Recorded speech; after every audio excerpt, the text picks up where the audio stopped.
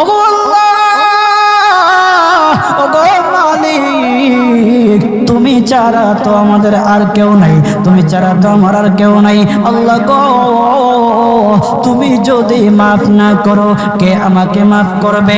তুমি যদি মাফ না করো কে আমাকে মাফ করবে? তুমি যদি আমাকে মাফ করো তাহলে তোমার কোনো দিকে কমবে না, তুমি যদি আমাকে মাফ না করো তোমার কোনো দিকে বাড়বে না।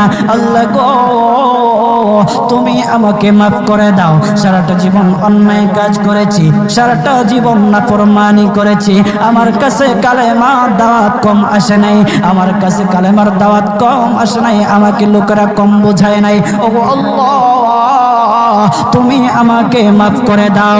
মাফ না করলে কোথায় যাব, কার কাছে যাব? বাবা যখন মারে তখন মার কাছে আশ্রয় নেওয়া যায়, মা যখন প্রহার করে তখন বাবার কাছে আশ্রয় নেওয়া যায়, বাবা মা যখন প্রহার করে তখন দুনিয়ার কারো না কারো কাছে আশ্রয় নেওয়া যায়। ও আল্লাহ,